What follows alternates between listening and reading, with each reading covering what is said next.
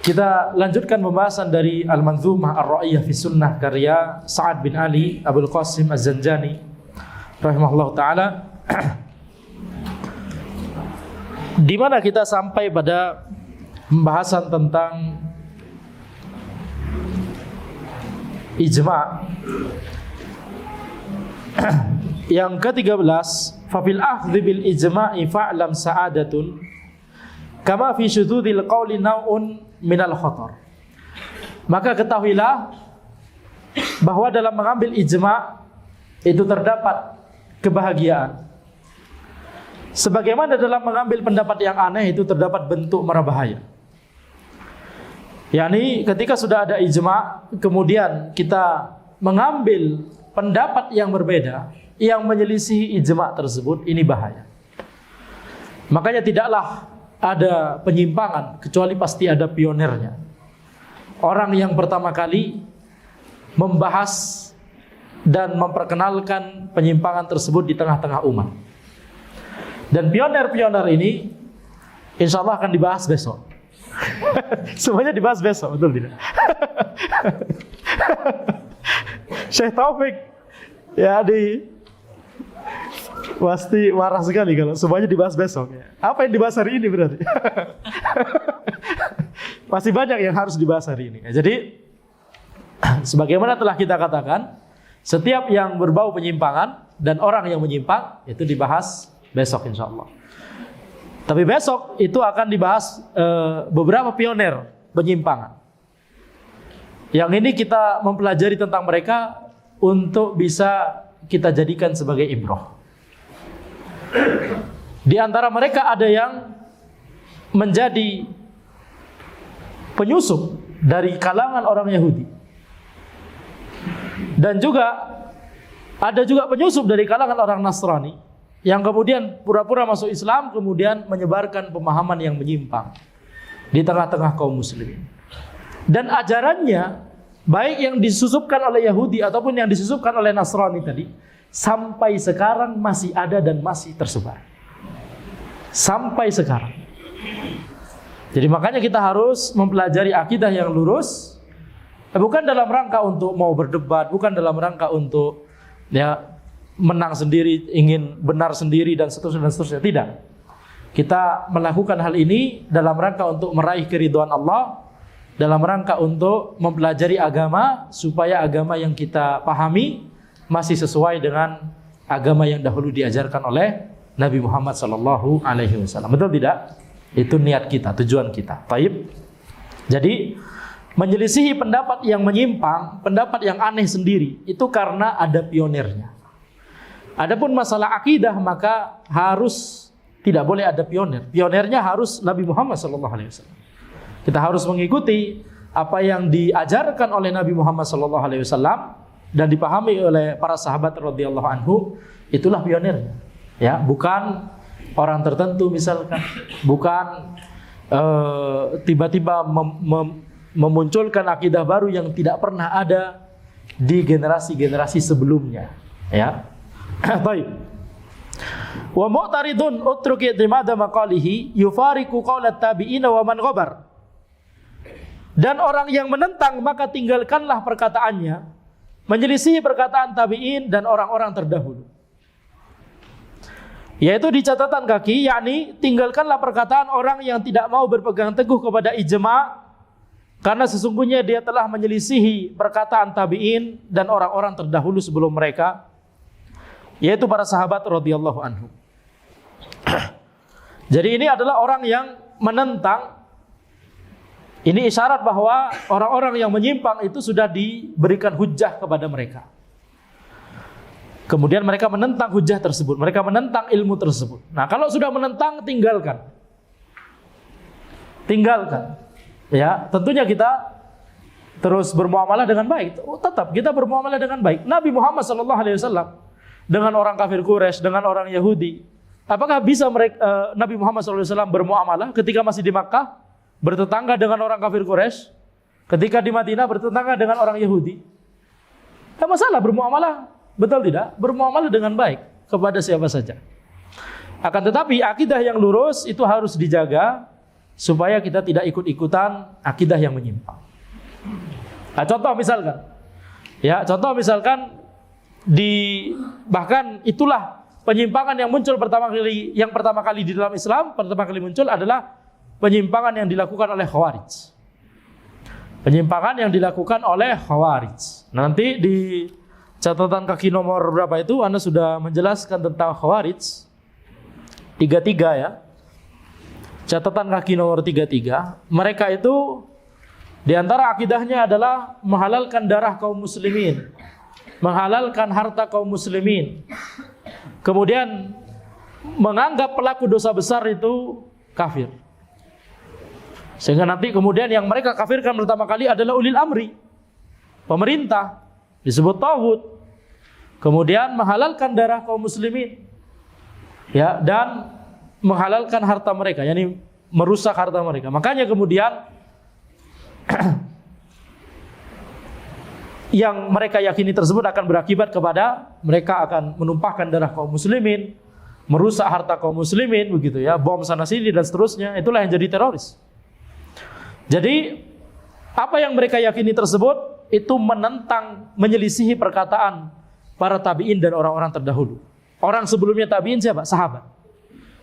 Akidahnya Khawarij itu tidak sesuai dengan akidahnya sahabat. Jadi kalau misalkan antum bertanya, orang-orang teroris misalkan, apakah mereka salah?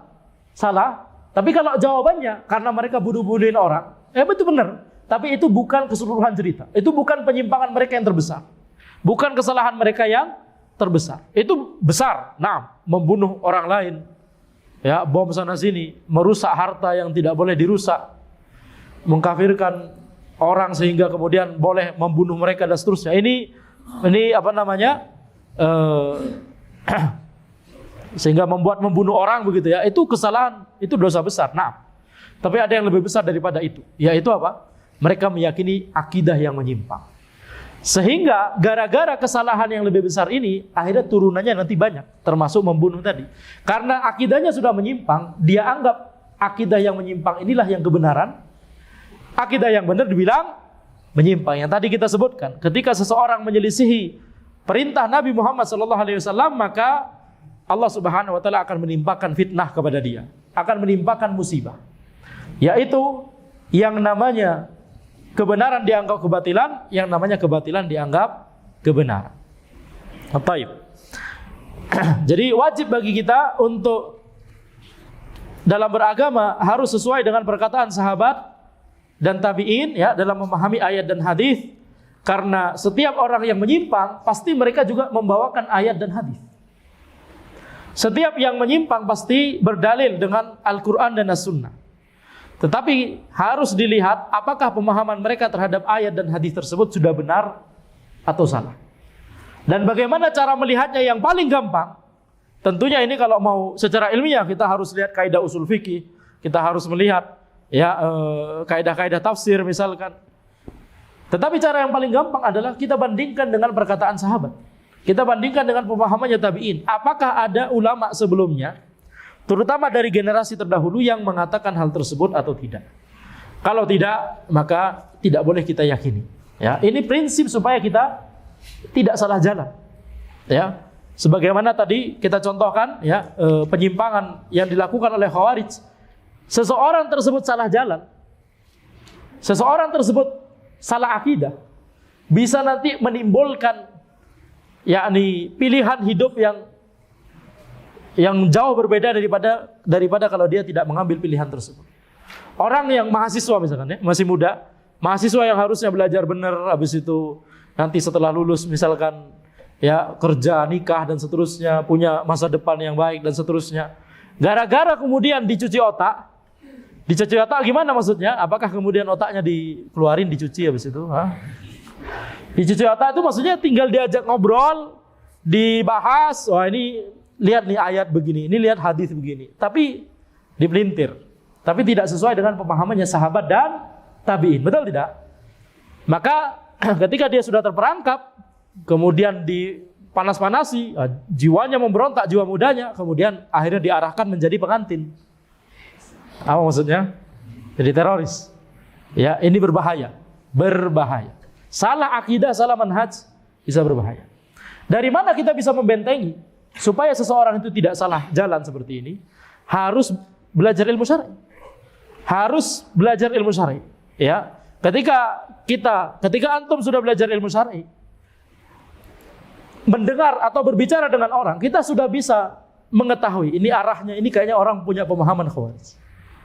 Sekedar bicara, oh ini kayaknya orang ini punya pemahaman Syiah, kayaknya ini orang punya pemahaman Jahmiyah, kayaknya orang ini punya pemahaman liberal, kayaknya orang ini, begitu ya, tanpa suudzon. Akan tapi dari apa yang dibahas, dari kosakata yang dipilih, dari yakni misalkan pemahaman yang disampaikan, kita jadinya bisa waspada, begitu maksudnya. Tapi tentunya, ana ingatkan sekali lagi, hukum asal dari seorang muslim itu adalah dia adalah seorang muslim yang baik. Ini hukum asalnya yang disebutkan oleh para ulama. Jadi kalau antum ketemu orang baru, antum harus husnudzon. Tidak boleh sama sekali seperti orang yang terlalu hulu, sudah ngaji tapi terlalu hulu. Kalau kemudian ketemu orang baru, habis itu mikir, ini pengajiannya di mana kira-kira? Orang sebelah atau orang kita? Apa maksudnya orang kita atau orang sebelah ini maksudnya apa? Sebelah rumah? Sebelah sungai? Hah? Antum tahu istilah, ada sebuah kampus, ini anak dimarahin Syekh Taufik lagi gara-gara anak banyak bercanda ya. Sebuah kampus di Amerika namanya UC Riverside. Kalau di Indonesia kan jadi apa? UC pinggir kali. Jadi jelek ya, betul tidak? Bahasa Indonesia ini jadi bikin jelek. Makanya sebagian jadi tetap kayak Inggris-Inggrisan, betul tidak? Baik, jadi maksud ana adalah ketika kita mempelajari agama atau ketika kita bertemu orang, harus kita husnudzon, dia adalah seorang muslim yang baik. Tidak boleh kita menganggap wah ini menyimpang. Ahlul bid'ah nih, orang fasik atau enggak boleh. Tidak boleh. Antum harus mengasumsikan ini, masya Allah, sebagaimana antum mengharapkan diri antum. Antum ingin mengharapkan diri kita sendiri orang baik, antum harus harapkan kebaikan tersebut pada orang lain. Betul tidak? Enggak boleh suudzon. Kecuali kalau kemudian menampakkan akidahnya. Setelah tampak akidahnya, kita nasihati. Khalas, betul tidak? Mudah. Jadi kalau misalkan ternyata dia punya pemahaman ini, ya sudah kita nasihati. Oh itu pemahaman nggak boleh, antum nggak boleh meyakini pemahaman itu. Jadi harus seperti itu. Tidak boleh kemudian kita suudzon. Tapi maksud ana adalah kalau kita punya ilmu, kita bisa punya benteng. Kita bisa punya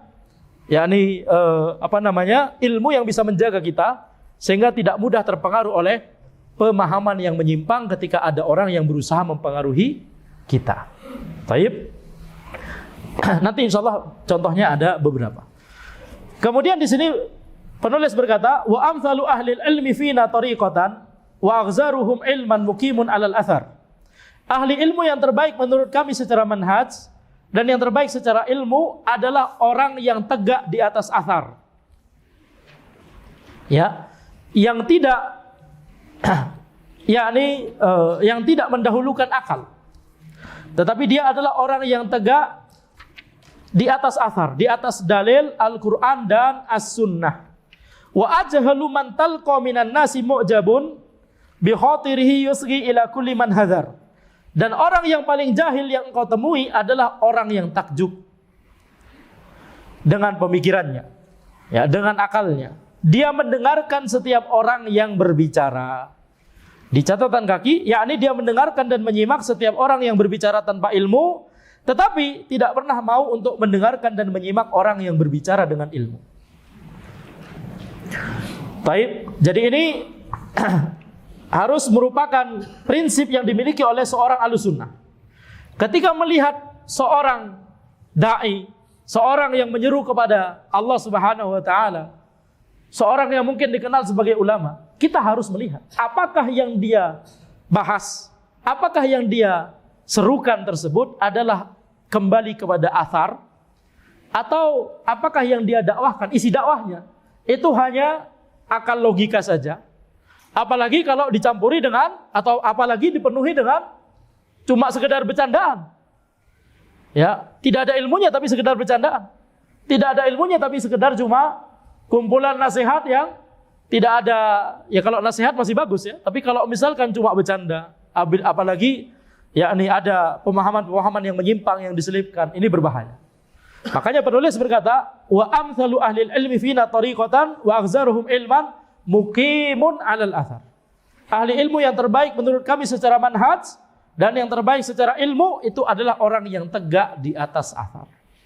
Tidak sembarangan berbicara, harus ada dalilnya dari Al-Quran dan As-Sunnah. Ini wajib. Dan inilah cara untuk mengetahui siapakah orang yang memang beneran berilmu. Para ulama mengatakan ada beberapa cara supaya kita bisa mengetahui apakah orang tersebut beneran berilmu atau tidak. Yang pertama adalah lihat langsung perkataannya, lihat langsung kepada dakwahnya, lihat langsung kepada kajiannya, lihat langsung kepada karyanya. Apa yang dia ajarkan. Ini cara pertama. Dan ini cara yang paling utama. Dan ini bisa jadi hanya bisa dilakukan oleh orang yang sudah punya ilmu. Oleh para ulama yang lain. Oleh para ustadz. Atau oleh penuntut ilmu yang sudah mulai bisa menilai. Sudah mulai, walaupun belum sampai kepada taraf ulama, tapi sudah memiliki modal yang besar dalam masalah ilmu. Sudah belajar banyak dan lama. Sehingga dia bisa mengetahui apakah orang ini akidahnya lurus atau tidak. Ini wajib untuk kita lakukan dalam rangka apa? Supaya kita tidak belajar sembarangan kepada orang yang tidak berilmu. Atau kepada orang yang ilmunya salah-salah. Ya, dalam masalah menuntut ilmu harus kita ekstra hati-hati. Harus kita yakni melihat bagaimana akidah dan manhaj orang tersebut. Ya, kalau masalah kesehatan kita tidak mau kepada sembarang dokter.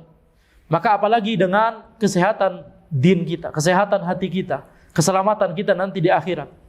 Ya, jangan korbankan itu semua hanya karena kita duduk sembarangan di majelis ilmu yang keilmuannya misalkan, keilmuan dari pematerinya misalkan itu ya lemah dalam memahami Al-Quran dan As-Sunnah. Jadi ahli ilmu yang paling terbaik itu adalah yang tegak di atas athar. Wa ajhalu man talqa minan nasi mu'jabun bi khatirihi yusghi ila kulli man hadar. Dan orang yang paling jahil yang kau temui adalah orang yang takjub dengan pemikirannya. Takjub dengan akalnya. Dia mendengarkan setiap orang yang berbicara. Yakni tadi yang kita sebutkan, orang kalau sudah berargumentasi dengan akal, menjadikan landasan utama dari akidahnya adalah akal, ini akan tergerak untuk suka debat. Itulah kebiasaannya ahlul kalam. Itulah kebiasaannya orang-orang yang terpengaruh oleh ilmu kalam. Makanya Al-Imam Syafi'i rahimahullah beliau berkata, la ayyubtalal abdu bi kulli ma nahallahu anhu siwa syirki khairun lahu minal kalam. Seorang hamba diberikan ujian oleh Allah Subhanahu wa taala, diberikan musibah dengan dia melakukan seluruh apa yang diharamkan oleh Allah kecuali kesyirikan. Tapi ya keharaman yang lain selain kesyirikan ini masih lebih baik daripada kalau dia kemudian diberikan musibah berupa ilmu kalam. Ini filsafat. Yang itu nanti akan menjadi cikal bakal munculnya Jahmiyah, munculnya Mu'tazilah, munculnya Asy'ariyah, munculnya Kullabiyah, munculnya Karomiyah dan seterusnya banyak. Kapan dibahasnya? Besok. Anda enggak lama-lama Anda enggak yakin bisa bahas semuanya besok ya. Gawat ini betul. Banyak sekali materinya.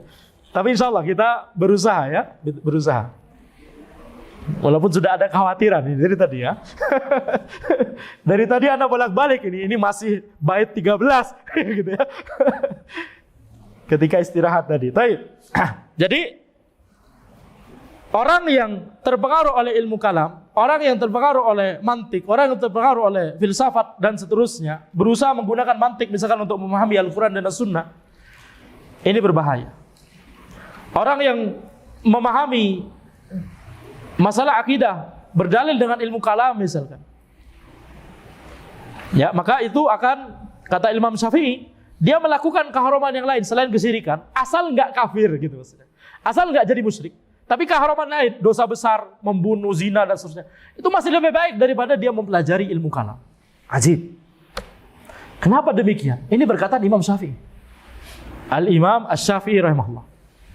Kenapa demikian? Karena orang yang sudah terpengaruh oleh ilmu kalam, maka dia tidak hanya merusak dirinya sendiri, akan tapi dia merusak orang lain. Dia akan menyebarkan penyimpangan yang didapatkan oleh ilmu kalam, dari ilmu kalam yang dia pelajari tersebut. Ya. Jadi ini berbahaya. Makanya orang yang paling jahil, kata penulis, adalah orang yang takjub dengan pemikirannya. Ya, dia takjub dengan pemikirannya. Fada angka qaulan nasi fi ma kufitahu fama fi istima'izaghi syai'un siwad darar. Maka tinggalkanlah perkataan orang-orang dalam masalah yang engkau telah dicukupkan di dalamnya. Fama fi istima'izaghi syai'un siwad darar. Karena tidak ada dalam mendengarkan penyimpangan kecuali mara bahaya. Ya. Jadi kalau sudah ada dalilnya dari Al-Quran dan As-Sunnah di catatan kaki nomor 22 misalkan, yakni dalam masalah yang telah disebutkan hukumnya dalam dalil-dalil, maka itu sudah mencukupi bagi kita. Ya. Jadi nggak perlu kita menggunakan akal logika. Tidak perlu bagi kita untuk mendengarkan perkataan orang yang berbicara tanpa ilmu di dalamnya. Sebagaimana apa yang telah dilarang oleh Allah Subhanahu wa taala. Allah Subhanahu wa taala berfirman, "Wala taqfu ma laysa laka bihi ilm. Innas sam'a wal basara wal fu'ada kullu ulaika kana anhu mas'ula." Janganlah kamu mengikuti apa yang kamu tidak memiliki ilmu tentangnya. Sesungguhnya pendengaran, penglihatan dan hati semua itu akan dimintai pertanggungjawabannya. Ya, ini larangan dari Allah Subhanahu wa taala. Tidak boleh asal berbicara sembarangan dalam masalah din, dalam masalah agama, tidak boleh. Ya, jadi inilah yang dilakukan oleh orang-orang tadi yang terpengaruh oleh ilmu kalam. Contoh misalkan penyimpangannya, mereka mengatakan, misalkan yang disampaikan oleh Ar-Razi, ya, mereka mengatakan bahwa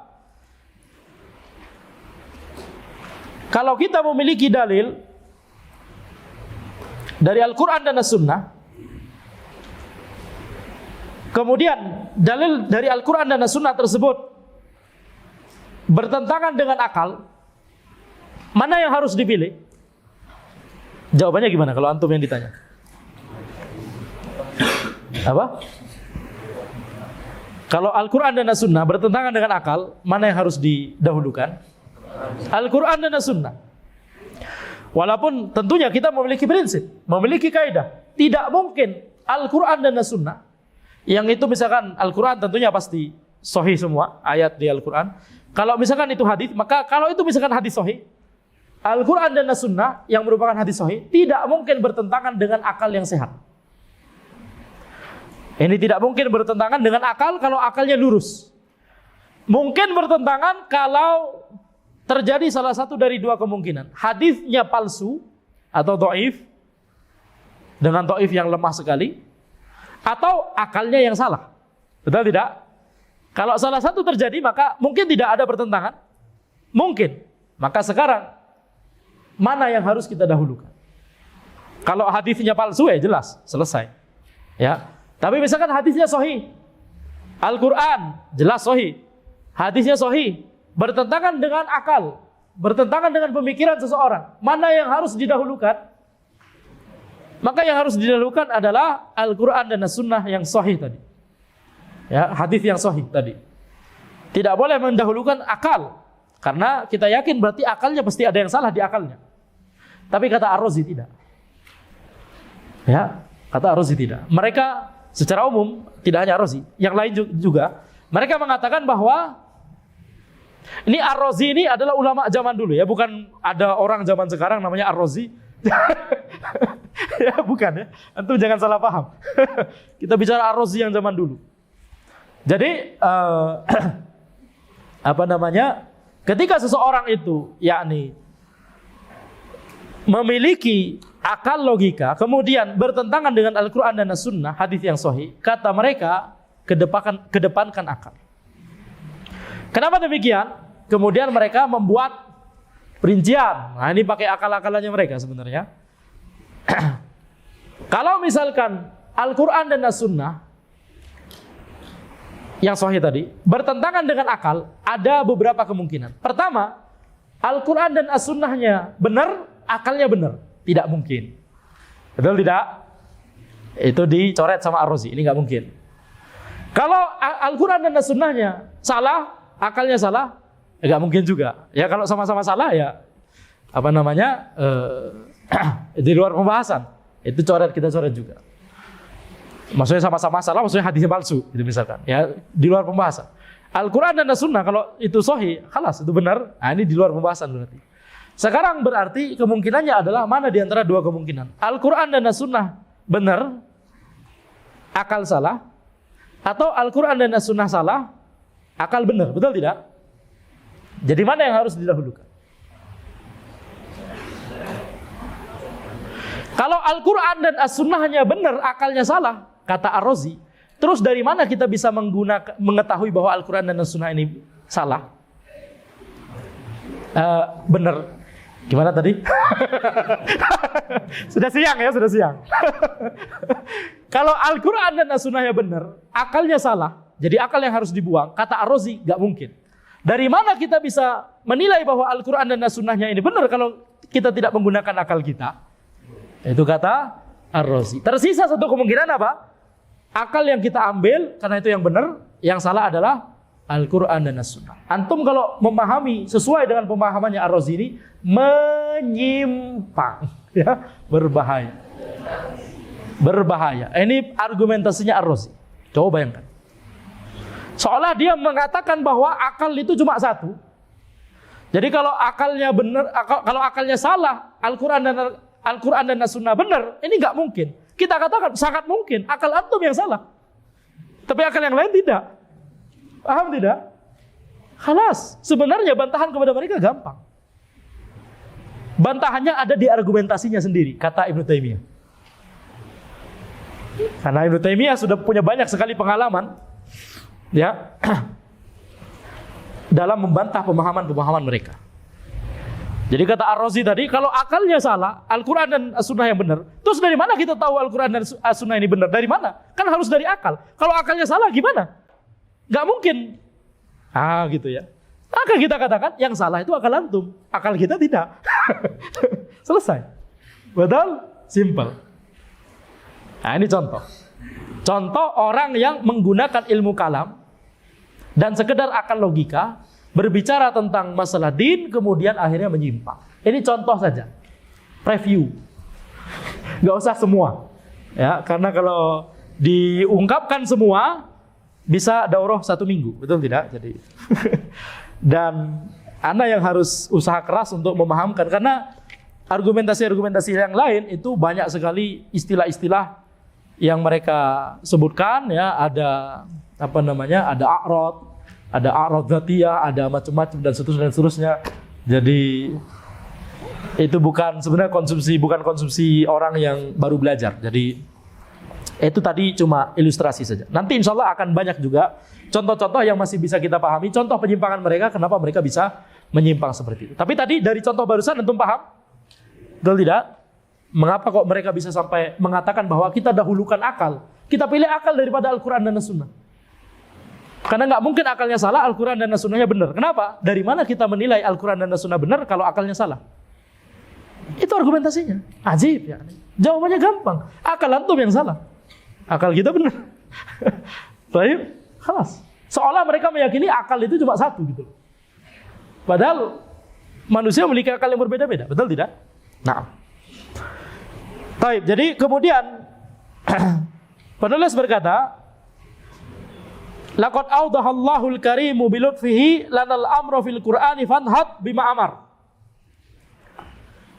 Yaitu sungguh Allah Al-Karim telah menjelaskan dengan kelembutannya kepada kita perintah di Al-Quran, maka bangkitlah untuk mengerjakan apa yang Dia perintahkan.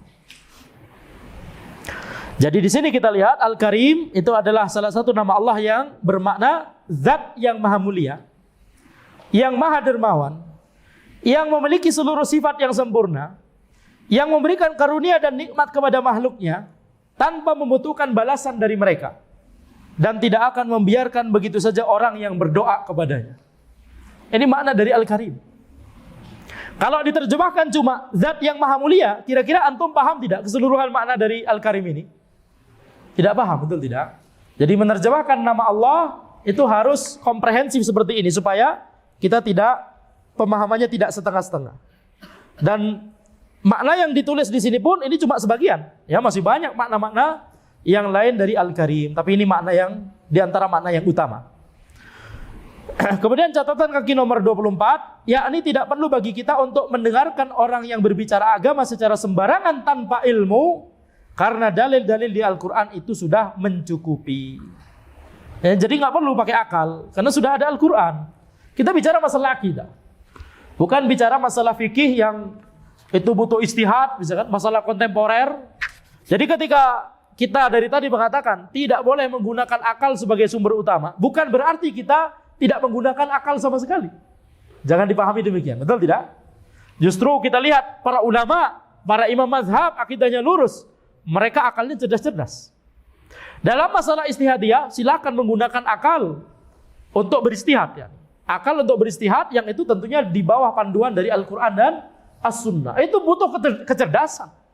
Itu butuh kecerdasan. Para imam mazhab, akidahnya lurus, dan mereka cerdas-cerdas, tidak ada yang meragukan. Tapi kita lihat orang-orang yang menyimpang, orang-orang yang menjadi pionir penyimpangan, mana dalam masalah fikih? Mana istihad mereka? Bukan mustahid sama sekali dalam masalah fikih. Coba lihat, ada hubungan yang erat antara akidah, lurusnya akidah seseorang dengan Allah memberikan dia nikmat berupa istihad. Istihad itu adalah, kemampuan istihad itu adalah karunia dari Allah Subhanahu wa taala. Anugerah yang sangat besar dari Allah Subhanahu wa taala. Kira-kira mungkin tidak Allah memberikan nikmat yang sangat besar tersebut kepada orang yang menyimpang? Ya, jadi ini harus kita perhatikan ya. Orang-orang yang menyimpang itu kebanyakan atau bahkan seluruhnya tidak ada, atau bahkan seluruhnya tidak ada yang menjadi berada di level istihad yang mutlak sebagaimana para imam mazhab yang semuanya akidahnya lurus. Walaupun ya ada sebagian ketergelinciran sedikit di Imam Abu Hanifah, tapi itu nanti kita bahas insyaallah. Jadi di sini tidak boleh kita untuk sembarangan mendengarkan orang yang berbicara agama ya secara sembarangan tanpa ilmu, karena sebagaimana yang disebutkan oleh Muhammad bin Sirin rahimahullah, inna hadzal ilma dinun. Ya, sesungguhnya ilmu ini adalah agama. Fanzuru amman ta'khuduna dinakum. Maka lihatlah ya kepada siapa engkau mengambil agamamu. Jadi jangan sembarangan menuntut ilmu dari orang yang kita cuma tahunya misalkan dari YouTube, misalkan sekedar punya banyak kajian di YouTube, habis itu kita jadikan sebagai orang yang kita percaya dalam masalah ilmu. Tadi kita lihat metode, apa saja metode kita untuk memahami atau untuk mengetahui siapa saja orang yang berilmu, yang ilmunya benar. Tadi kita lihat cuma baru disebutkan satu tadi ya, yaitu orang yang kita bisa melihat langsung, kita lihat langsung kajiannya, karyanya, perkataannya, akidahnya. Ini cara pertama. Cara kedua adalah ketika diberikan pujian oleh ulama lain yang sudah kita ketahui ulama tersebut akidahnya lurus, manhajnya lurus. Ketika dipuji, ditazkiyah, maka ini berarti ya salah satu metode bagi orang awam untuk mengetahui bahwa ulama yang dipuji atau direkomendasikan tersebut itu adalah ulama yang boleh diambil keilmuan. Atau cara lain adalah ini yang paling lemah, yaitu orang tersebut begitu ya, mengisi kajian atau berfatwa, setelah itu tidak diingkari, habis itu tidak diingkari oleh ulama lain. Ini yang paling lemah. Karena bisa jadi para ulama itu tidak langsung mengingkari, betul tidak? Jadi sekedar ada orang ngisi kajian, sekedar ada orang berfatwa, kemudian tidak diingkari oleh ulama lain, belum tentu itu adalah rekomendasi dari ulama lain kepada orang ini atau ulama ini. Belum tentu. Karena bisa jadi ulama yang lain masih mikir, ini beneran penyimpangan atau tidak? Atau apakah sudah saatnya ana mentahdzir dia atau tidak? Masih banyak mikir ya, masih mikir. Jadi belum tentu. Makanya ini cara yang paling lemah. Cara yang paling kuat tentunya adalah kita menelaah sendiri pemahaman dia, kajian dia, karya dia, ini yang paling kuat. Tapi tentunya mungkin ini hanya bisa dilakukan oleh para ulama. Oh ya, cara berikutnya adalah bertanya. Ini yang paling Yang paling mudah mungkin dilakukan oleh orang awam. Langsung bertanya kepada ulama yang diketahui akidahnya lurus, tanya, apakah ana boleh mengambil ilmu dari ulama fulan misalkan, atau ustadz fulan misalkan, bertanya. Jadi itu diantara caranya. Sembari terus menuntut ilmu supaya kita tidak yakni sekedar percaya kepada perkataan orang gitu ya. Jadi kita harus menuntut ilmu supaya kita sendiri bisa memahami ilmu tersebut dari Al-Qur'an dan As-Sunnah. Wa khallafa fina sunnatan naqtadi biha Muhammadunil mab'utsu aunan ilal basar. Dan meninggalkan untuk kita sunnah yang kita dapat mengikutinya. Siapa yang meninggalkan untuk kita sunnah? Yakni Muhammad, Nabi Muhammad SAW, yang diutus kepada manusia untuk menolong. Yakni Nabi Muhammad SAW itu diutus kepada manusia untuk menolong mereka dalam memahami agama Allah. Ya, sehingga manusia itu bisa beribadah kepada Allah, hanya kepada Allah dengan tata cara yang benar yang diridhoi oleh Allah Subhanahu wa taala. Jadi Nabi Muhammad SAW telah meninggalkan untuk kita as-sunnah yang itu sudah mencukupi kita. Ya, tidak perlu bagi kita untuk mendengarkan orang yang berbicara agama secara sembarangan tanpa ilmu. Jadi sama seperti bait sebelumnya, ini penekanan bahwa tidak perlu kita mengikuti orang-orang yang berdalil dengan sekedar logika, karena sudah ada Al-Quran dan As-Sunnah. Wa manna 'alal ma'muri bil aqli alatan biha ya'riful mutla minal qawli wal ibar. Allah memberikan kepada orang yang diperintahkan karunia, Allah memberikan kepada orang yang diperintahkan, yakni kita, karunia berupa akal sebagai alat. Nah, jedanya di situ ya. Allah memberikan kepada orang yang diperintahkan, yakni kita semua, karunia berupa akal. Yang ini adalah sebagai alat yang dengannya dia bisa mengetahui apa yang dibaca berupa perkataan dan pelajaran. Yakni ketika Allah memerintahkan manusia untuk beribadah kepadanya, Allah juga memberikan karunia berupa akal, ya, kepada mereka sebagai alat untuk dapat memahami dalil-dalil dari Al-Quran dan As-Sunnah. Jadi akal hendaknya digunakan untuk memahami dalil-dalil lalu mengamalkannya, bukan digunakan untuk menyelisihi dalil. Baik. Jadi ini adalah isyarat bahwa akal itu adalah sumber sekunder. Dia adalah digunakan untuk memahami dalil. Dia adalah alah. Dia adalah alat. Bukan kemudian akal tersebut bikin kaidah sendiri, kemudian yakni memahami sendiri. Seperti misalkan, ini contoh ana sudah sebutkan beberapa kali di majelis-majelis yang lain mungkin. Kita berikan contoh sekarang ya. Kalau tadi pemahaman yang menggunakan akal yang tadi yang disebutkan oleh orang-orang yang terpengaruh ilmu kalam, yang masalah mana yang didahulukan akal atau Al-Quran dan As-Sunnah.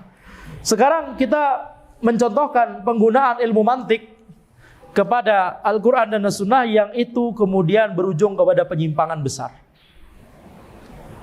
Yaitu masalah Al-Quran adalah kalamullah atau makhluk. Jadi ini Anda sudah contohkan beberapa kali mungkin di majelis yang lain, kita tidak masalah kita ulangi ya. Salah satu contoh yang mudah untuk dicerna, karena yang lain lebih susah untuk dicerna, ya, dan lebih susah untuk menjelaskannya. Harus ada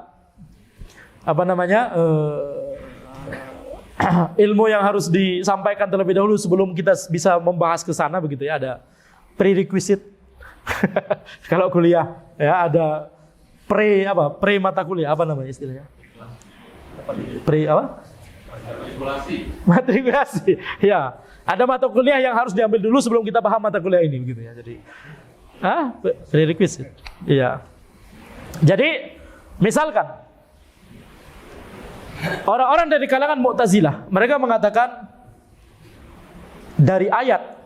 Mereka pakai ayat. Allahu khaliqu kulli syai'. Allah pencipta segala sesuatu. Statement pertama. Karena kalau pakai mantik itu khasnya adalah statement pertama, statement kedua, habis itu natijah, kesimpulan. Premis. Premis 1, premis 2, habis itu kesimpulan. Antum pernah belajar ini? Di SMA? Ada kan? Betul tidak? Apa istilahnya kalau di SMA? Hah? Logika matematika. Iya, ini logika matematika yang diterapkan kepada bahasa. Kalau diterapkan kepada matematika, diterapkan kepada computer science, silahkan, bagus. Himpunan, diagram Venn, dan seterusnya. Ada yang masih ingat diagram Venn? Ini jadi kelas matematika, betul tidak? Udah hari Sabtu, weekend, siang-siang gitu ya. Bahasnya diagram Venn. Apa lagi itu, betul tidak? Nah, maksud Anda adalah, ada orang yang menyimpang gara-gara punya pemahaman tentang terkait diagram Venn itu, tapi dengan bahasa yang berbeda, kemudian diterapkan kepada ilmu syar'i, kemudian menyimpang. Nanti saja. Besok. Nah, itu Anda nggak yakin, itu panjang bahasanya itu. Anda nggak yakin mau bahas itu. Tapi ini contoh yang gampang. Berdalil dengan ayat, Allahu khaliqu kulli syai'. Allah pencipta segala sesuatu. Ini premis pertama. Premis kedua, Al-Qur'anu syai'. Al-Quran adalah sesuatu. Apa kesimpulannya? Allahu khaliqul Qur'an. Allah menciptakan Al-Quran. Berarti apa? Al-Quran makhluk. Ini pemahaman yang menyimpang. Pemahaman yang menyimpang. Tapi kalau antum lihat premisnya, gak ada yang, seolah gak ada yang salah. Betul tidak? Statement pertama dari ayat, Allahu khaliqu kulli syai'. Ayat, Allah pencipta segala sesuatu. Dah, selesai. Kita menuju statement kedua. Al-Qur'anu syai'. Ini bukan dari ayat, bukan dari hadis, ini perkataan kita sendiri, kata mereka. Tapi bukankah benar? Al-Qur'an kan sesuatu. Al-Qur'anu syai', betul tidak? Nah, kata mereka. Al-Qur'anu syai'. Jadi kesimpulannya apa? Allah menciptakan Al-Qur'an. Allahu khaliqul Qur'an. Allah adalah pencipta Al-Qur'an. Yani Al-Qur'an makhluk. Ini pemahaman menyimpang. Yang ini di zamannya Imam Ahmad rahimahullah, khalifahnya punya akidah ini, memaksakan kepada seluruh rakyat untuk memiliki akidah ini. Imam Ahmad tidak mau. Akhirnya Imam Ahmad dipenjara, disiksa dan seterusnya. Imam Ahmad tidak mau berfatwa sesuai dengan keinginannya khalifah. Tidak mau dibayar. Tidak mau mengeluarkan fatwa pesanan.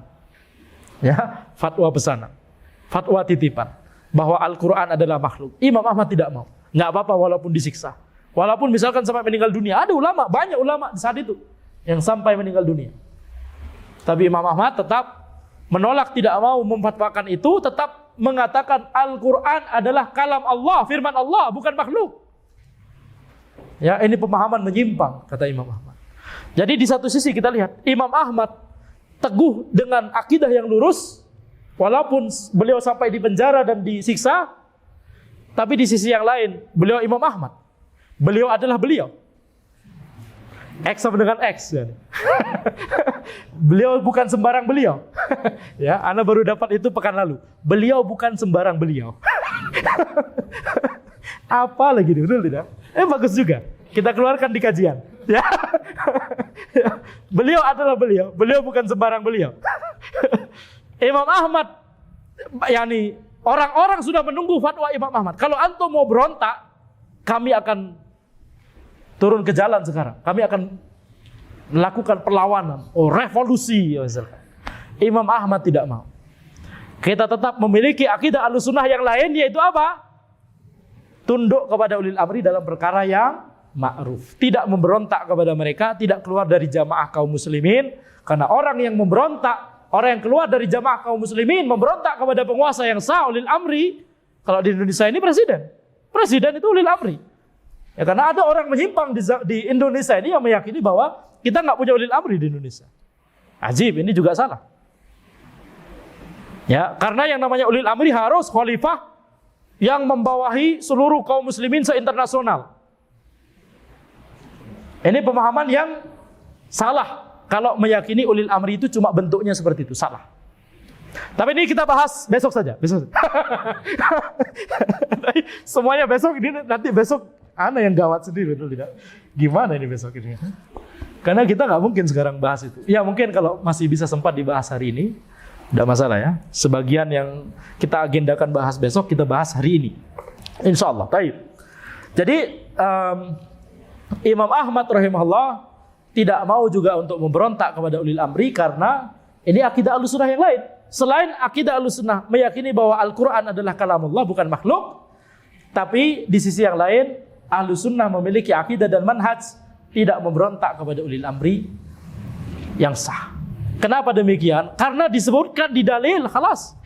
Ya ayyuhalladzina amanu atiullah wa atiur rasul wa ulil amri minkum. Ya, kemudian juga disebutkan di hadis bahwa walaupun ulil amri tersebut mencambuk, yakni berbuat kezaliman, maka tetap harus as-sam'u wa ta'ah, mendengar dan taat. Hikmahnya juga kita lihat hikmahnya, masalahnya besar. Yakni nikmat aman itu adalah induk dari seluruh nikmat. Nikmat aman, nikmat stabilitas di negeri. Ini adalah induk dari seluruh nikmat.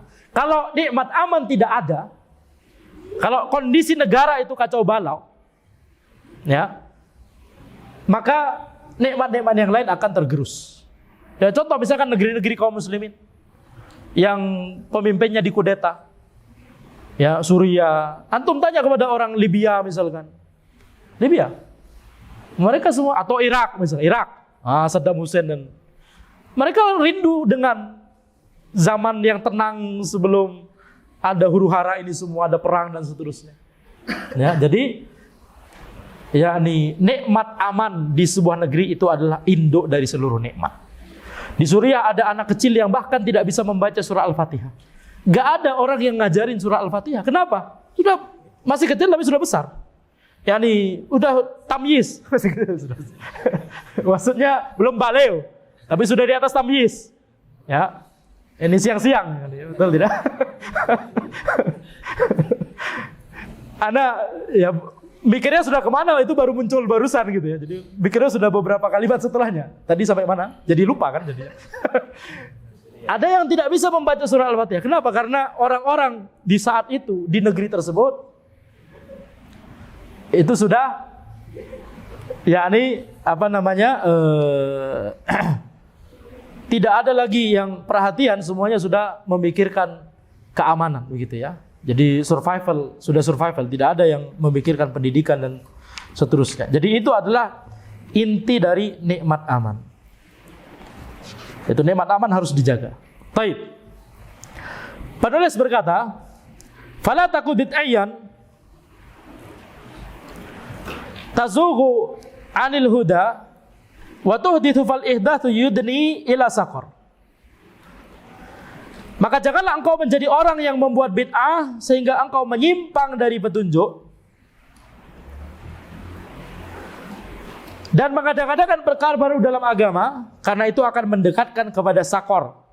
Sakor itu adalah salah satu nama neraka, ya. Jadi maksud dari bait ini adalah janganlah mengada-ngadakan perkara baru dalam agama, karena setiap perkara yang diada-adakan dalam agama adalah bid'ah.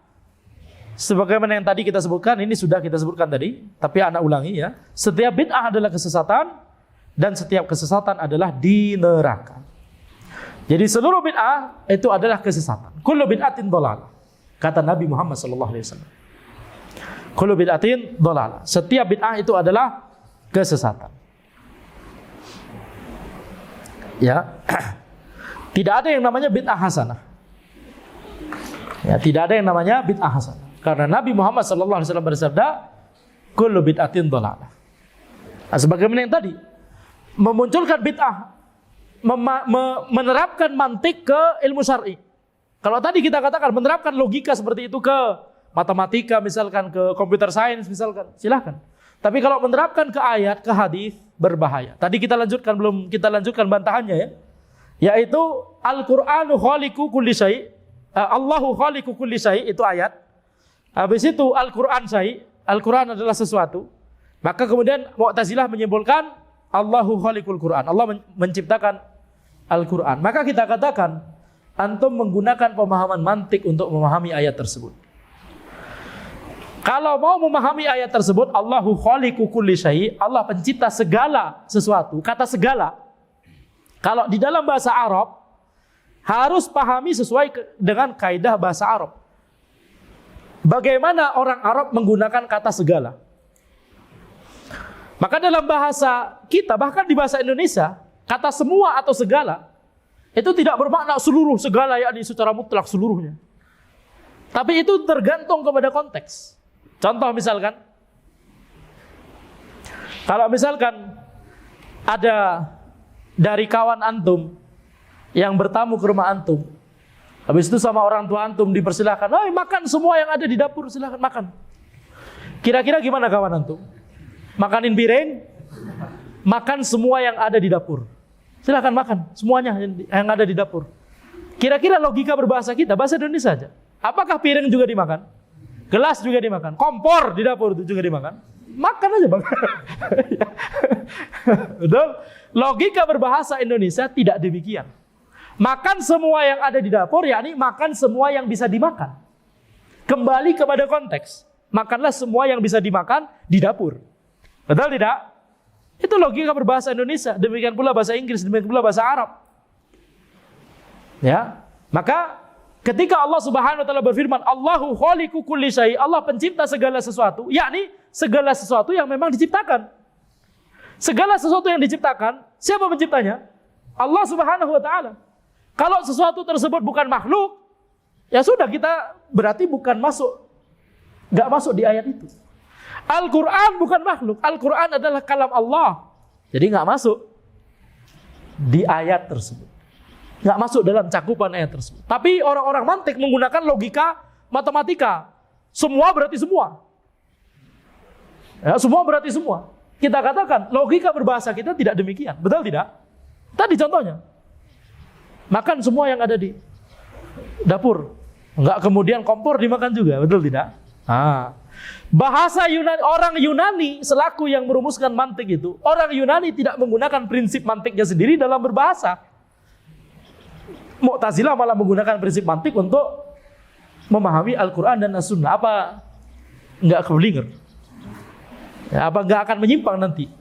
Orang Yunani saja, di mana mantik itu dirumuskan, tidak menggunakan kaidah mantik mereka dalam berbahasa mereka sehari-hari. Betul? Punya kawan orang Yunani? Siapa tahu berbeda begitu ya. Anda punya dan sama saja. Kaidah logikanya berbahasa sama saja. Antara bahasa Yunani dengan ya seperti kalimat-kalimat yang seperti tadi begitu ya. Baik. Jadi ini kita lihat, ini adalah madarat ketika seseorang itu berbuat bid'ah. Contohnya misalkan menggunakan mantik, menerapkan mantik kepada ilmu syar'i, itu akan berakibat kepada penyimpangan yang besar dan madarat yang besar. Wala tajlisan indal mujadili sa'atan fa'anhu Rasulullah min qablu qad zajar. Janganlah engkau duduk dengan orang yang berdebat walaupun sebentar saja, karena dari hal ini Rasulullah sebelumnya telah melarangnya. Jadi berdebat dalam agama, dalam masalah agama, itu tidak boleh. Yang dari tadi kita sebutkan. Walaupun sebentar saja. Kalau debatnya itu adalah tidak untuk mencari kebenaran, maka tidak boleh. Tapi kalau debatnya itu dalam rangka yakni diskusi, berarti ini istilahnya munadharah. Munadharah itu banyak dilakukan oleh para ulama mujtahidin di zaman-zamannya Imam Mazhab. Tidaklah ilmu pada saat itu kuat dan berkembang karena banyaknya sekali munadharah. Majelis munadharah di mana ulama mujtahid berdebat dengan ulama mujtahid yang lain, bukan untuk menjatuhkan, bukan untuk debat kusir, tapi untuk mencari al-haq dalam masalah ini hukumnya apa. Masalah ijtihadiyah, masalah fikih.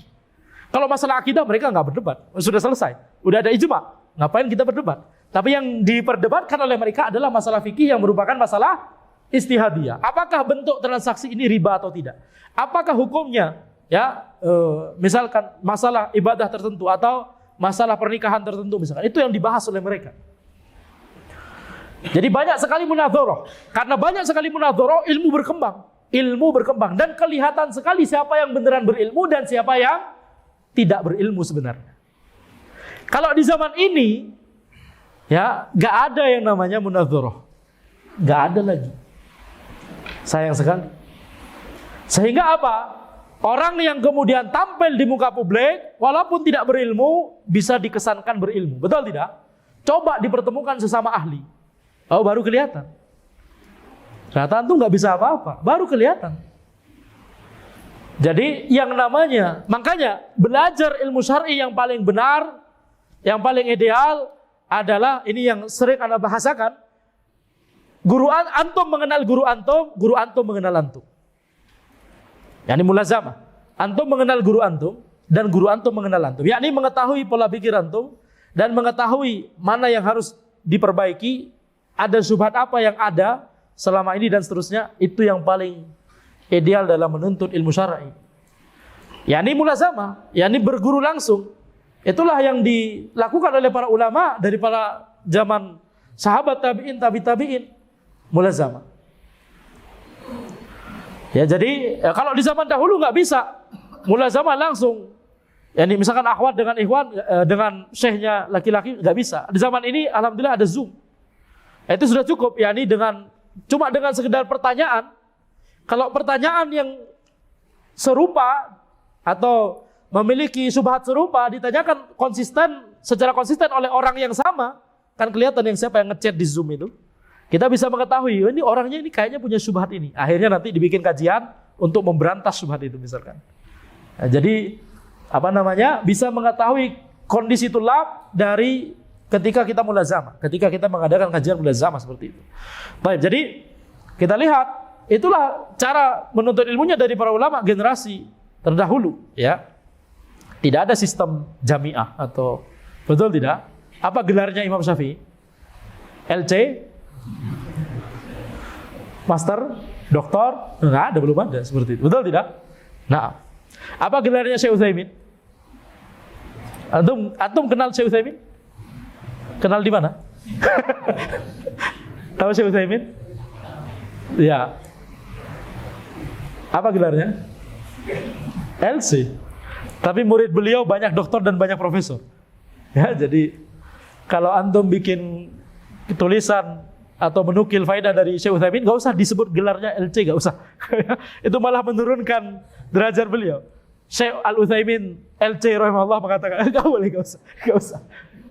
Karena keilmuan beliau tinggi, lebih dalam daripada. Betul tidak? Nah, ini gelar itu tidak memberikan jaminan apa-apa. Akan tapi semuanya kembali kepada taufik dari Allah Subhanahu wa taala. Ya. Jadi kita lihat para ulama di zaman dahulu tidak ada yang punya gelar karena nggak ada sistem jamiah seperti itu, sistem universitas. Justru yang paling efektif belajar ilmu itu adalah belajar ilmu dari cover ke cover, dari kitab ke kitab, secara mulazam. Dibahas semua. Kalau di kampus, ya ini rahasia di kampus, betul tidak? Ya ini tidak membahas kitab. Secara nggak mungkin satu kitab tebal misalkan, atau yang merupakan kurikulumnya itu dibahas semuanya dalam satu semester, tidak mungkin. Pada akhirnya kembali kepada mempelajari modul dosen atau slide dari dosen, betul tidak? Habis itu nanti ketika ujian, Syekh Afwan, ini ujiannya gimana kalau 3/4 materi saja, kami banyak ujian yang lain, banyak tugas, negosiasi. Ayo kelas. Gitu ya. Habis ujian, lupa semua apa yang dipelajari. Betul tidak? Betul? Antum hafal, habis itu 5 menit setelah ujian, jangankan 5 menit, antum kumpulkan tuh lembar jawaban ke meja dosen. Tak, langsung lupa semua. Betul? Antum tidak pernah mengalami hal itu? Di SMA misalkan, di kuliah. Seketika mengumpulkan lembar jawaban, kelas. Tadi bahas apa ya? Enggak tahu. Ana atawakkal 'ala Allah. Bertawakal kepada Allah. Yang lalu biarlah berlalu. Ayo. Jadi maka di sini kita lihat yang paling efektif adalah belajar secara mulazamah dari cover ke cover. Sehingga kitabnya selesai. Jadi orang yang suka berdebat itu telah dikatakan oleh para sahabat. Misalkan oleh Sa'ad bin Al-Harith radhiyallahu anhu. Sa'ad bin Al-Harith radhiyallahu anhu, beliau berkata, "Idza aradallahu biqaumin su'an, aghlaqa anhum babal amal wa fataha 'alaihim babal jadal." Kalau Allah Subhanahu wa taala menghendaki kepada suatu kaum keburukan, maka Allah Subhanahu wa taala akan mengunci pintu amalan bagi mereka dan Allah akan membukakan untuk mereka pintu perdebatan. Jadi pintu amalan akan dikunci. Termasuk pintu amalan yang dimaksud selain amalan-amalan seperti sholat, baca Quran, zakat, puasa dan seterusnya. Amalan yang dimaksud juga mencakup amalan menuntut ilmu syar'i yang benar. Ya, menuntut ilmu syar'i dengan pemahaman yang benar. Itu ditutup oleh Allah Subhanahu wa taala, dibukakan pintu debat sehingga dia sukanya debat terus. Jadi kalau misalkan kita sudah memahami prinsip ini, maka tidak perlu menjadi pendekar di sosial media. Baik. Tidak perlu jadi ya ini suka debat di sosmed atau di grup WA.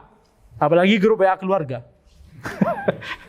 Sebagian atau bahkan banyak dari kita ini kalau sudah debat sama orang itu tidak mau kalau orang lain itu punya kalimat setelah kita. Harus kita yang paling menutup pembicaraan itu. Kalau dia masih jawab, kita harus jawab lagi. Ini nggak boleh, harus ditahan. Ya, kalau kita mau menasihati, misalkan, kalau memang misalkan ada orang kesalahan di sosial media, misalkan statusnya salah, misalkan, ya kita ingatkan di DM itu lebih baik, gitu ya. Tapi kalau misalkan nggak bisa, harus dikomentar. Cukup sampaikan kebenaran, selesai. Mau diterima alhamdulillah, kalau tidak maka ya sudah. Nggak usah dilanjutkan. Bahkan walaupun antum dicela, dia apa dan seterusnya, selama itu bukan sesuatu yang benar begitu ya. Kalau benar maka antum berarti celaannya benar, maka antum yang harus introspeksi. Tapi kalau itu cuma celaan karena kita mengutarakan al-haq, maka tidak perlu kita yakni memperhatikan pembicaraan orang. Kemudian bait berikutnya, wa man radda akhbaran nabiyyi muqaddiman li khatirihi dzaka mru'un malahu basar. Barang siapa yang menolak kabar-kabar dari Nabi karena mengedepankan akalnya, maka dia adalah orang yang tidak memiliki penglihatan. Yani orang yang menolak hadis-hadis dari Nabi SAW, maka dia adalah orang yang buta, yang tidak memiliki penglihatan karena dia tidak bisa melihat kebenaran. Ya, jadi disifati buta ya bahkan oleh Allah Subhanahu wa taala, "Wa man kana fi hadhihi a'ma fa huwa fil akhirati a'ma wa adallu sabila." Orang yang dalam masalah ini, yakni dalam masalah din di dunia ini, dia buta, tidak mau melihat kepada kebenaran, maka nanti dia di akhirat akan juga menjadi buta dan akan menjadi lebih menyimpang lagi dari jalan yang lurus di akhirat. Jadi disifati orang yang menentang kebenaran itu adalah orang yang buta karena dia tidak bisa melihat al-haq. Wala tasma'an da'iyal kalami fa innahu aduwwun li hadzal dini an hamlihi hasar. Janganlah engkau mendengarkan orang yang menyeru kepada ilmu kalam karena sesungguhnya dia adalah musuh bagi agama ini karena untuk memahaminya mereka tidak mampu. Apa maksudnya? Yakni mereka tidak mampu menghafalkan dan memahami dalil-dalil dari Al-Quran dan As-Sunnah sehingga akhirnya mereka pun menggunakan sekadar akal untuk berbicara dalam masalah agama. Jadi orang yang menggunakan akalnya, mendahulukan akalnya, kemudian menggunakan ilmu kalam, itu karena mereka tidak mampu untuk menghafalkan Al-Quran dan As-Sunnah. Tidak mau untuk beristimbat dan tidak mampu, bukan tidak mau, tidak mampu untuk beristimbat dari Al-Quran dan As-Sunnah. Tidak mampu untuk memahami Al-Quran dan As-Sunnah. Ini perkataannya Umar ibn al-Khattab radhiyallahu anhu. Beliau berkata, "Iyyakum wa ashabar ra'yi." Waspadalah kalian dari ahlur ra'yi, ashabur ra'yi, orang-orang yang mengedepankan akal. Fa innahum a'da'us sunan. Karena sungguhnya mereka itu adalah musuh dari hadis-hadis. A'yadhumul ahadithu ayyahfadhuha. Hadis-hadis tidak bisa mereka hafalkan.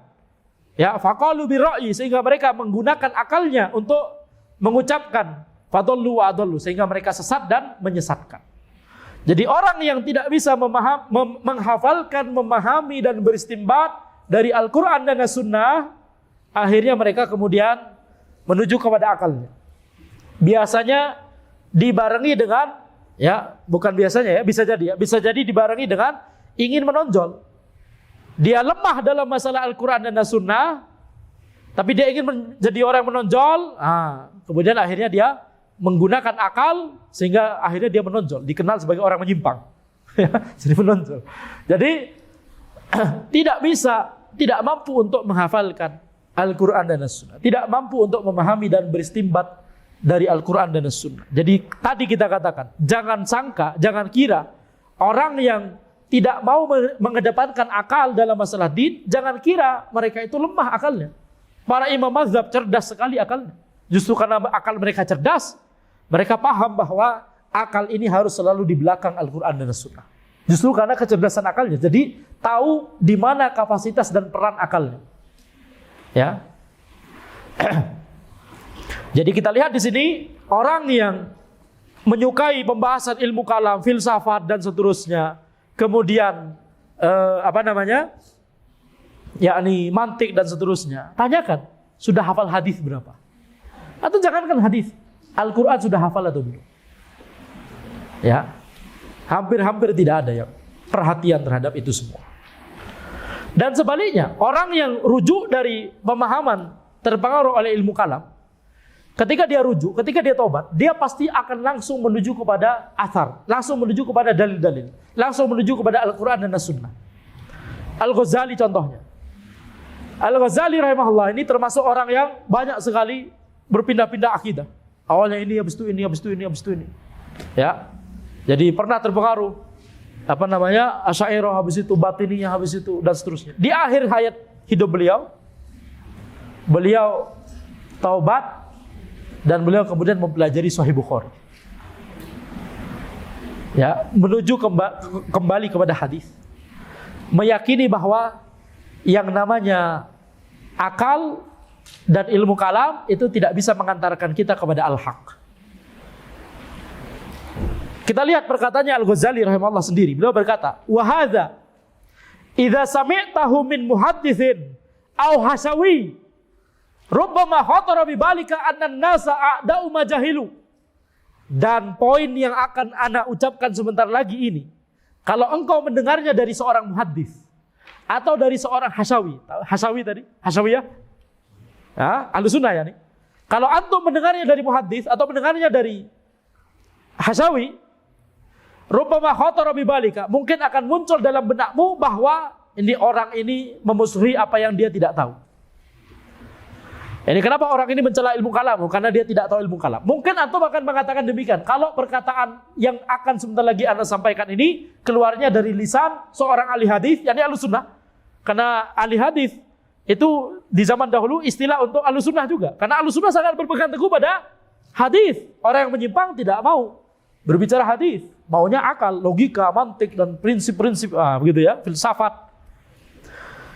Fasma' hadza mimman khabaral kalam, kata Al-Ghazali. Al-Ghazali berkata, dengarkanlah perkataan ini dari orang yang sudah ahli dalam masalah ilmu kalam. Siapa? Dirinya sendiri. Tsumma qalahu ba'da haqiqatil khibrah wa ba'da taghallul fihi ila muntaha darajatil mutakallimin. Orang tersebut sudah mengenal ilmu kalam, kemudian dia sudah memahami, ahli sekali, memiliki expertise dalam masalah ilmu kalam. Dia sudah berdalam-dalam dalam masalah ilmu kalam ila muntaha darajatil mutakallimin. Dia menjadi orang ahli kalam yang paling tinggi derajatnya. Wa jawaza dzalika ila ta'ammuq fi ulumin ukhar siwa nau'il kalam. Bahkan tidak hanya sampai di situ, dia masih lebih lagi di atasnya karena dia berdalam-dalam juga di ilmu-ilmu yang lain yang bukan ilmu kalam. Wa tahaqqaqa anna at-tariqa ila haqa'iqil ma'rifah min hadzal wajhi masdudun. Al-Ghazali berkata, orang yang sudah mencapai derajat ahli sekali dalam ilmu kalam ini, orang ini, yakni dia sendiri, beliau sendiri mengatakan bahwa beliau menyimpulkan bahwa jalan untuk menuju kepada kebenaran melalui metode ini, ilmu kalam ini, tertutup. Ini orang yang sudah paham ilmu kalam, bahkan sudah mencapai derajat yang paling tinggi dari ilmu kalam, bahkan lebih tinggi dari itu, ta'ammuk wa taghallul, ya, memahami ilmu-ilmu yang lain selain ilmu kalam, tapi masih rumpunnya ilmu filsafat dan mantik dan seterusnya. Orang ini mengatakan kepada antum sekarang, wa tahaqqaqa anna at-tariqa ila haqa'iqil ma'rifah min hadzal wajhi masdud. Bahwa jalan untuk menuju kebenaran, untuk mengetahui hakikat dari sesuatu, al-haq, kalau mau melalui jalan ini pakai ilmu kalam, filsafat, mantik, tertutup. Kata siapa? Al-Ghazali rahimahullah.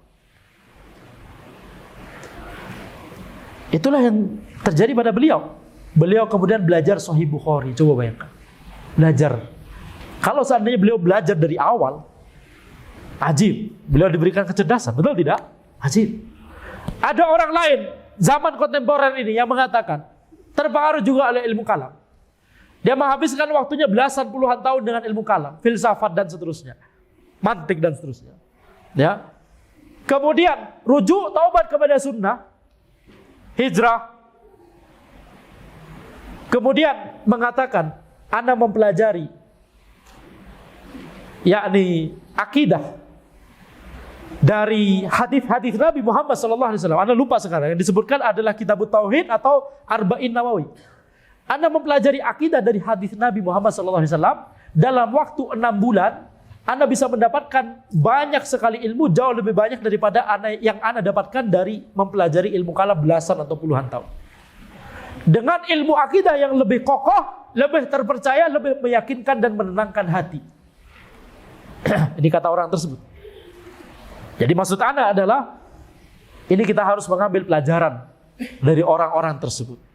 Tidak perlu, gak usah coba-coba ya menuju kepada belajar ilmu kalam dan seterusnya. Bangkrut. Fokuskan, sibukkan, maksimalkan potensi antum untuk menghafalkan Al-Quran, menghafalkan as-sunnah, hadis-hadis Nabi Muhammad SAW, memahami kaidah-kaidah, kemudian berusaha untuk beristimbat, menerapkan kaidah tersebut kepada Al-Quran dan as-sunnah. Kalau tidak, kalau senang kepada filsafat, senang debat, senang filsafat, senang mantik, senang ilmu kalam, bangkrut.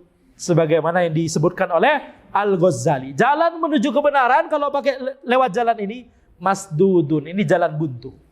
Balik, belok kanan. Cari jalan lain.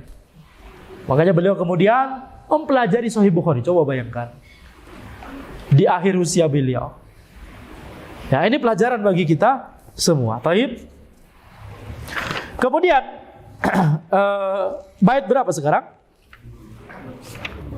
25. Wa ashabuhu qad abda'u wa tanatta'u wajazu hududal haqqi bil ifki wal ashar. Orang-orang ahli kalam telah mengadakan bid'ah dan banyak berbicara tanpa ilmu dan melampaui batas kebenaran dengan kedustaan dan keangkuhan. Wa khudh wasfahum an sahibi syar'i innahu syadidun alaihim lilladzi minhum khabar. Ambillah sifat mereka dari Rasulullah, sesungguhnya beliau tegas terhadap mereka karena apa yang beliau ketahui tentang mereka. Ya, ini maksudnya di catatan kaki kita bisa mengetahui sifat dari ahli bid'ah dari hadis-hadis Nabi SAW. Jadi kriteria sifatnya orang-orang yang menyimpang itu kita bisa ketahui dari hadis. Beliau tegas dalam mencela mereka dan memperingatkan umat dari mereka karena beliau telah mengetahui dari Allah bagaimana sifat dan keadaan mereka. Bagaimana kemadharatan, mara bahaya yang akan ditimpakan kepada umat kalau ini tidak diperingatkan. Makanya Nabi Muhammad SAW memperingatkan. Wa qad addahum sab'ina sinfan nabiyuna wa sinfaini kullun muhdithun za'ighun da'ir. Nabi kita telah menyebutkan jumlah mereka 70 golongan dan 2 golongan. Yang ini 72 golongan yang menyimpang. Semuanya adalah pelaku bid'ah, menyimpang dan cemas. Di catatan kaki 31, Nabi SAW telah mengabarkan bahwa umat beliau akan terpecah menjadi 73 golongan. Seluruhnya di neraka kecuali 1 golongan. Ya, sebagaimana sabda Nabi Muhammad SAW, wa sataftariqu hadhil ummah ala 73 firqatan. Umat ini akan terpecah menjadi 73 golongan. Kulluha finnar illa wahidah. Semuanya di neraka kecuali 1. Qalu man hum ya Rasulullah? Para sahabat bertanya, siapakah yang 1 golongan yang selamat itu wahai Rasulullah?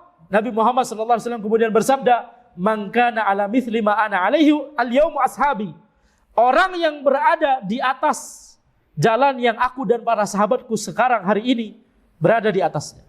Jadi orang yang mengikuti jalannya Nabi Muhammad SAW dan para sahabat, tidak berbuat bid'ah, tidak mengada-ngadakan sesuatu yang baru, tidak mengada-ngadakan perkara baru dalam agama, tidak kemudian mengimport mantik dari Yunani kemudian diterapkan ke Al-Quran dan As-Sunnah misalkan.